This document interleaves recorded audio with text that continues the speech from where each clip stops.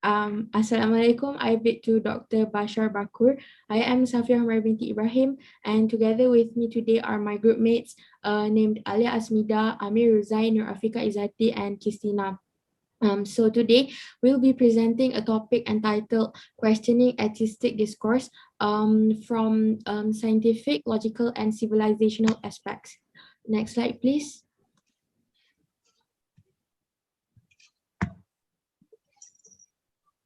So before we go in depth discussing this topic, we first have to take a look at the flow of the presentation. I will be presenting the introduction. Basically, I will briefly focus on the background information of the title, which includes the definition of atheist, history of atheism, and our research statement. Next, Qistina will be presenting on the objectives and methodology in which she will state the rationale or relevance of the project and the methodology used. Then, Izzati, Alyaa, and Amir will be presenting on the analysis of the project from scientific, logical, and civilizational aspects, respectively. And lastly, I will conclude this presentation by giving a general conclusion and summarization of the central points made in this discussion section. Next slide, please. So first thing first, I will be presenting the introduction to give a general overview on what this presentation is all about. So the route to our discussion starts from the fact that people denouncing that they are atheists have been given a huge platform over these past few years, and they have become brazen in giving out their opinions. So the platforms given include writing books and bringing forth their arguments in speeches and debates they are invited to. So according to Shoaib Malik in his article entitled Atheism and Islam, a Contemporary Discourse, we can divide the group of atheists into two groups, namely the atheist thinkers of the past and the group of people in the new atheism group. So the only difference between these groups of atheist thinkers of the past and the present is that the atheist thinkers of the past divert their criticisms to the Judeo-Christian traditions, but people in the new atheism group, Islam seems to be the central cause of concern for them. So the initial configuration of atheism that present-day atheism follows can be followed back to emerge in the late Renaissance, along with the development of inflexible logical strategies and the devastation of Christian opinion. And atheism can be described as the belief that God does not exist. So we can conclude that an atheist can be described as someone who does not believe in God or even any gods. So considering the expanding attention given to Islam by the new atheists in their books and through their social media platforms, just as the limitless access the public has now, it ought to be of nothing unexpected that skeptical convictions are on the ascent in Muslim nations and are being proclaimed secretively, if not transparently. And lastly, although the atheist community has been around in the world for quite some time already, they used to live discreetly. But as the world grows and evolves along with the technology, there is a need for us to study atheism from these different aspects, namely scientific aspect, logical aspect, and civilizational aspect. Now I shall pass this presentation to Qistina. All right, thank you, Sister Saffiya. So in my part, I will talk about the objective of our presentation today. So we aim to identify the scientific, logical, and civilizational aspects of atheism. So since atheism is a belief that denies the existence of God, these aspects will be vastly different compared to the religious like Islam, Judaism, Christianity that believe in power and superstition. And sometimes to determine a specific issue, the atheism will be uh, determine the issues based on their logical aspects and something that can scientifically proven. So thus we hope that by doing this little research, we could identify the three aspects that I mentioned earlier from the atheism perspective. Next. Okay, thank you. So next, let's move on to the methodology of our project. So we choose a source of information. Basically, we refer all the information from books or journals or any articles that are or what I could say as reliable sources. So we choose a book which entitled Atheism and Islam: A Contemporary Discourse, written by Shu'aib Ahmed Malik. So this book is break into three different sections. So the first section, it talks briefly about the historical analysis of atheism, as well as an introduction to the primary personalities of contemporary atheism, with a focus on the famous interlocutors identified as the Four Horsemen. Next section talks, the author talks differently about different claims advanced by atheists against Islam, and he categorized these disagreements into philosophical, scientific, and theological categories. And then the last section talks about the perspective on the various Muslim atheist experience, and the author also suggests some ways for Muslims to engage with atheism in this current day. So not only that we refer to the books, we also do refer from other resources like journal articles, books, and dictionary. I think that's all from my part. So I will pass the presentation to the next presenter. Thank you. Bismillahirrahmanirrahim. Thank you, Sister Qistina. So now I'm going to present on the first aspect, which is civilizational. So adopting the framework of Said Naqib al-Atas in the manifestations of the phrase civilization, in which it does not only focus on the substantial or materialistic development, but putting a weight on the achievement of a high level of moral principle, standard of behavior, and noble values in a society. The main focus of our discussion in this aspect is significantly on the morality or ethics of the atheists, as these two elements are the main pillars of civilization. So as we deem to acknowledge, atheism to this day is still vague in nature, as it affirms itself to be neither a belief system nor a religion. Therefore, by reflecting on this nature of atheism, the issue of morality or ethics is critical due to the fact that without a clear guidance, there are thousands of philosophical and fundamental questions which will be left unanswered, such as how does man justify if he is morally right?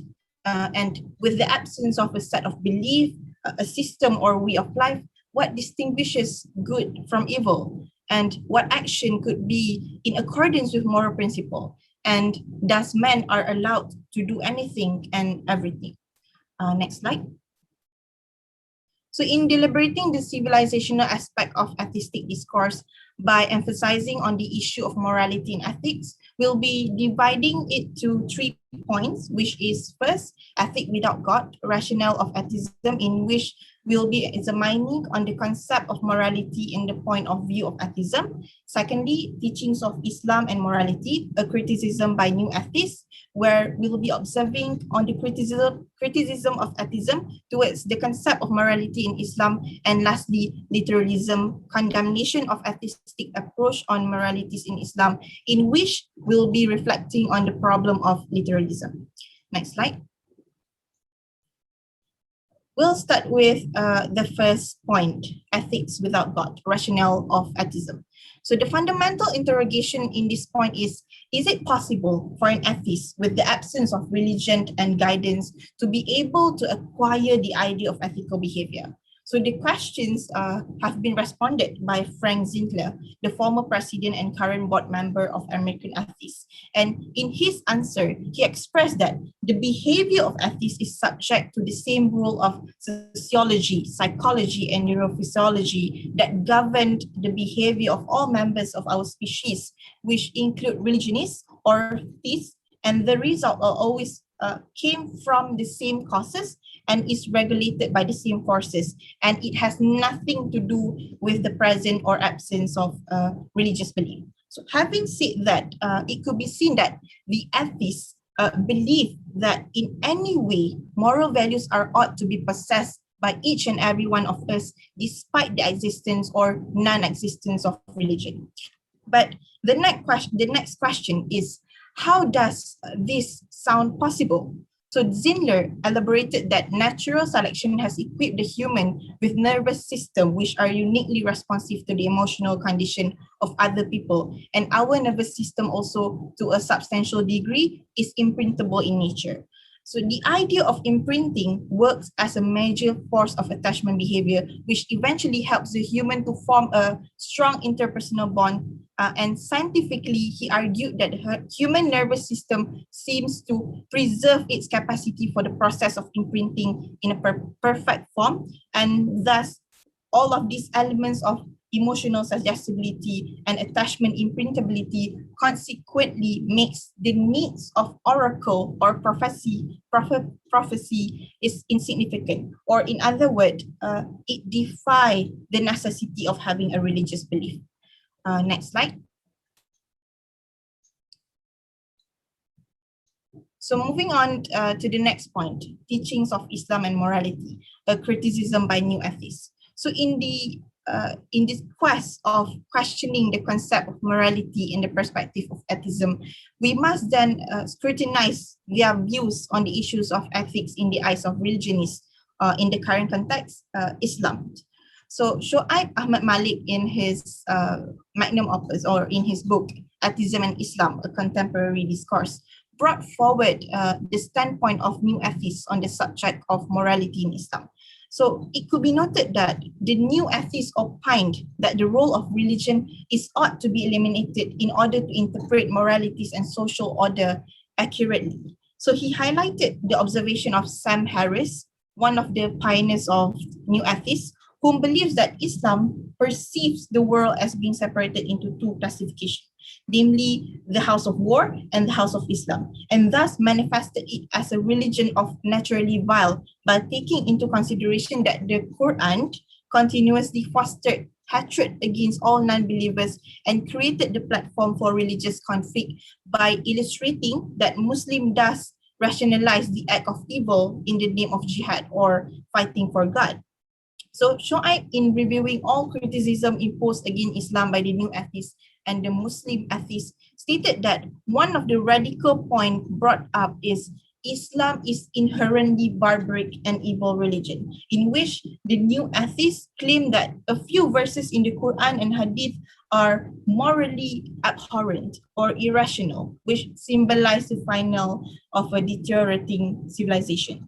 So this allegation or assertion or statement subsequently will lead us to the last point in the discussion of civilizational aspect, that is, next slide.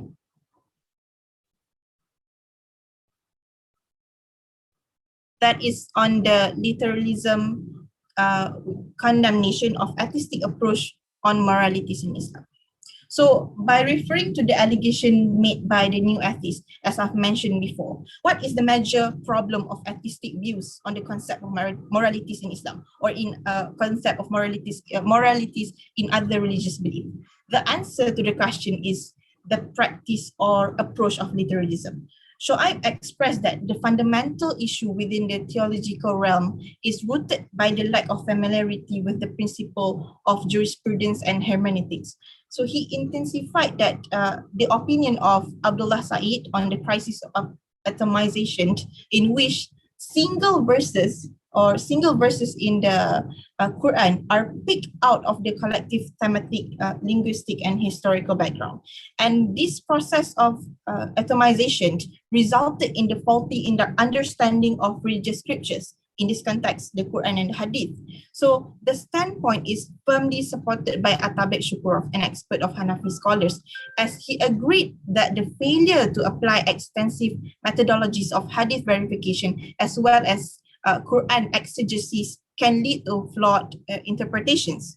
So grasping the reality that our religious scriptures are not resistant to its misapprehensions, it raises the concern on the practice of exegesis. Exegesis is the process of interpreting the text in such a way that it introduces one's own agenda or biases, and direct or verbatim translation, when in actual fact, any religious text must be deliberate in extensive detail in order to grasp its authentic interpretation. So this crisis of literalism not only forced the scripture to be untangled in a black and white depiction, but it also triggers the decline of wisdom in the contemporary world and significantly created ground for atheists to degrade, reprimand, or criticize Islam's sacred scriptures, which is the Quran and the Hadith, and the religion of Islam as a whole. Next, I'll pass the presentation to Sister Izzati to analyze on the logical aspect. Thank you, Sister Alyaa. And okay, now I would like to bring our attention to our next element in the atheistic discourse, which is the logical aspect. So first and foremost, we need to know where does logic comes from. So the word logic is originally comes from the Greek word logos, and according to Britannica, logic or logos has a wide range of interpretation. Some scholars describe logic as reason, rules, and relation, as well as the laws of thoughts. So logic covers a multiplicity of disciplines, which includes philosophy, mathematics, science, and etc.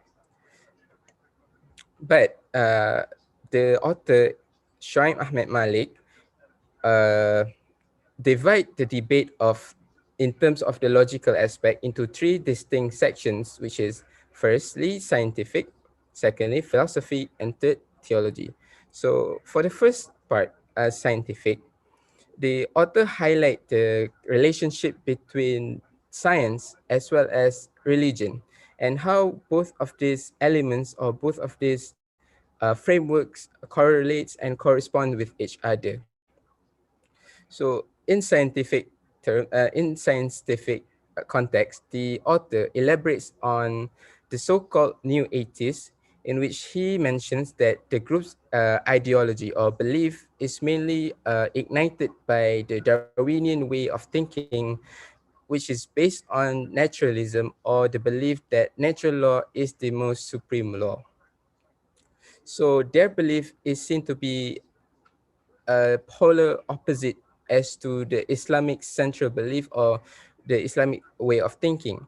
So subsequently, the Darwinian theory or the belief behind the new atheists seems to challenge Islamic belief, especially in two arguments or these two main debates. Number one is the debate for the origin of humanity or the theory of evolution, and also cosmology or the studies or the studies behind the origin of the universe. However, the author Sheikh Ahmed Malik emphasizes more on the theory of evolution. So it is clear that the theory of evolution is seen to be contradictory to what has been mentioned by Islamic law.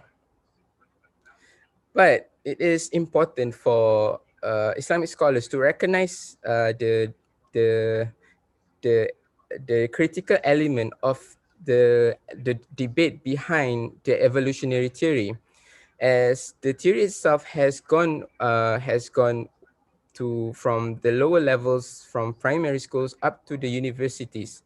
So for scholars to restrict themselves or to avoid from having any discussion regarding the theory of evolution is seen to be restricting or limiting the scholars or the person in question to have a more comprehensive view with the help of logic.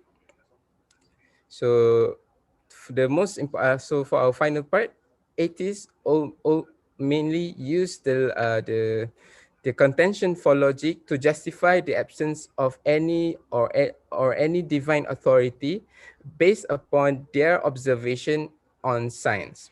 So next, please. So for the second aspect in terms of the logical context is philosophy. So how does philosophy plays a part in how does it compare to the Islamic worldview? But to distinct both is materially wrong, as philosophy has played a part in the development of the Islamic worldview. The author cited works from famous scholars which sought to Islamize the Aristotelian way of thinking. Some of these scholars includes Ibn Rushd and also Al-Farabi. And on the counterpart, we have scholars such as Abu Hasan al-Ash'ari and Imam Ghazali who founded an Islamic system of thinking called Kalam. So these views on metaphysics came to characterize the Islamic school of thinking. So next, the author also cited Noh Keller, a Islamic Sufi scholar who would later argue on the importance of kalam in the modern world. So Noh Keller expounds that the three critical roles that kalam would play is first to define the content of faith, which means that the kalam would help scholars to oppose neither rationality nor reality. And to continue to the second part, which is to examine consistency and applicability of the religion.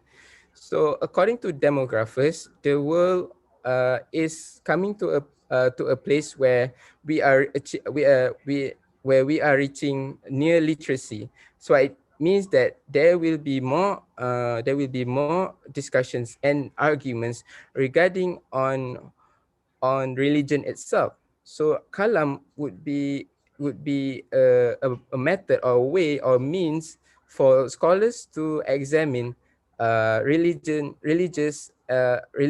and also to make comparison.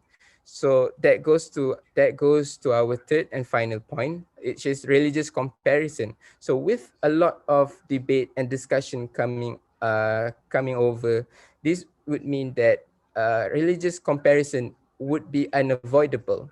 So therefore, kalam would play a part in explaining and expounding on the importance of religion in a more contemporary context. So okay, that's all for philosophy. Now on to our final point, theology. So theology, or basically the study behind religion, uh, the author uh, mostly mostly emphasize on the weakness of the field, or the fallacy behind the discussion of theology.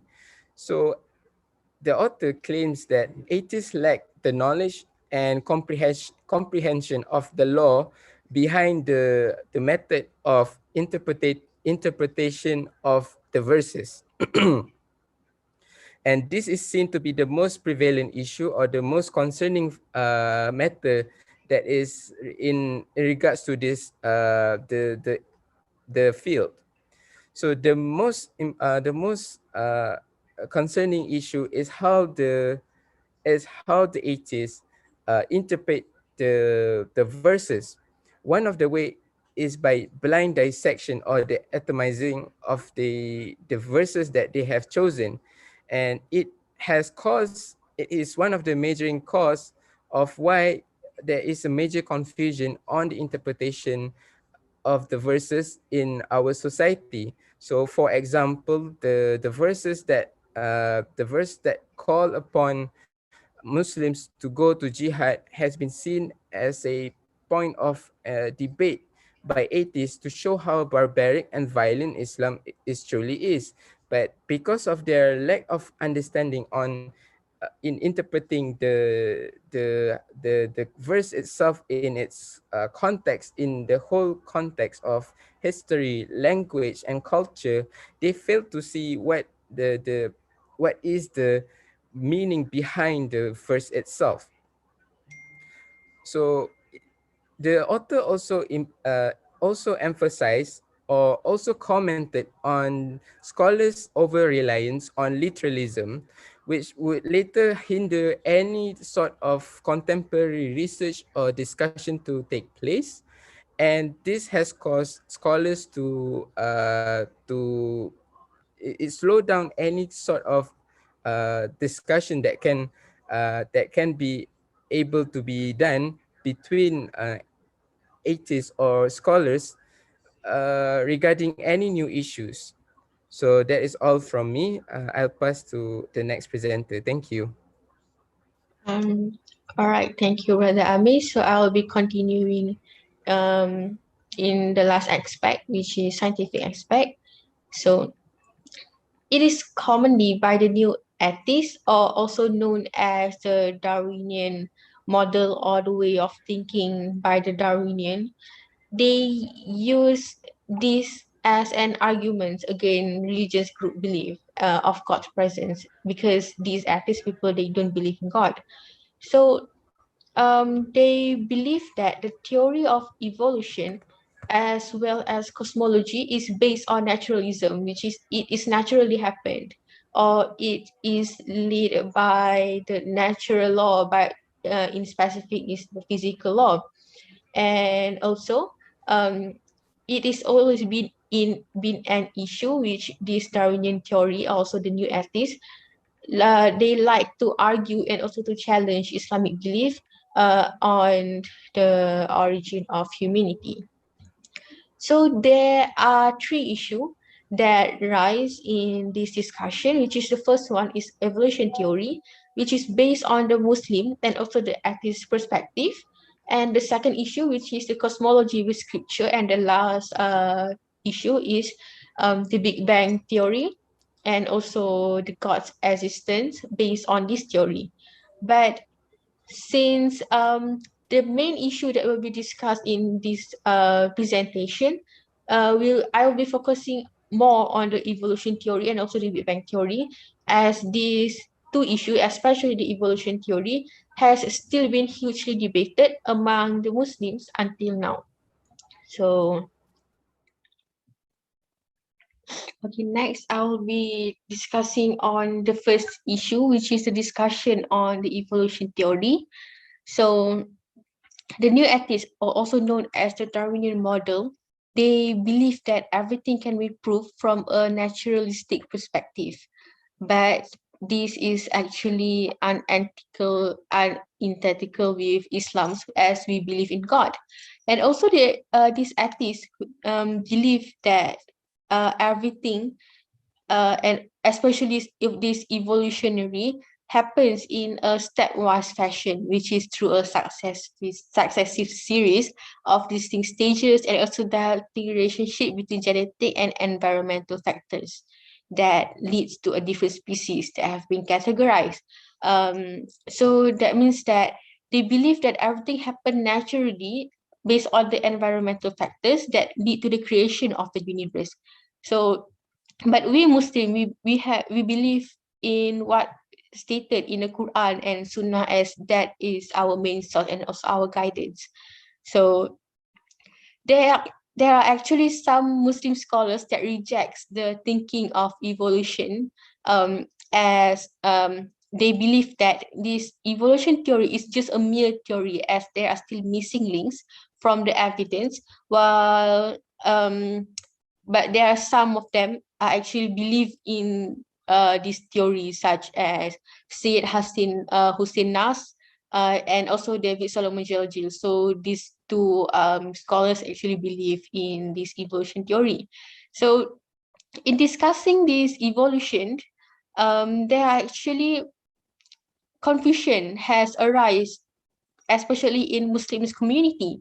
So the obstacles that we Muslims that need to be concerned, as this might give impact to the thinking of evolution, is the first obstacle is the wholesale adoption of the Christian fundamentalist arguments and reasoning against Muslim discussion on evolution, as this actually reflects the rise of the creationist movement that appear all over the world, especially in the Western world. And also the growth of literalism in Muslims community actually difficults the imagination of evolution in the Muslim perspective to be accepted by some Muslim, especially the young generation.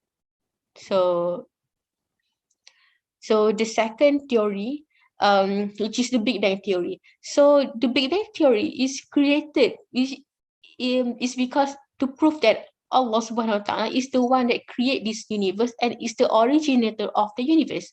And also this is to prove that the universe has a starting point, the moment when the explosion of Big Bang happened 13.7 billion years ago. So there are two theories that actually arose in this Big Bang theory. Which is the first one is this universe is managed by God, where obviously it is presented by the Muslims, while the second theory is actually natural laws, especially physics laws, are the one that create this universe that presented by the atheists. So the atheistic theories in argumenting about Big Bang is they believe that Big Bang is actually occurred as a result of physics law, as per said by Alex Flemingo, while Shostak say that quantum mechanics can actually produce matter and energy out of nothingness and can also become the main source in creating something big, such as the cosmos as well as the universe. But before they denied the existence of God and claiming that physical law is the one initiating the Big Bang, but previously they admit that these physics law, these natural laws did not exist before the incident of Big Bang. Hence, their argument is not that strong, as we can counter it back by, instead of saying or discussing in the aspect of religious, we can also counter it back in the scientific perspective, which in the theory itself mentioned that the Big Bang, the explosion of Big Bang was not a mere explosion happened at some empty part of space, but rather time, energy, and space was created together with the Big Bang. And also the scientific observation, they observe that actually cosmic microwave background rays and redshift, also known as Doppler effect, can prove that Big Bang happened at a specific time, as well as the universe is created by God.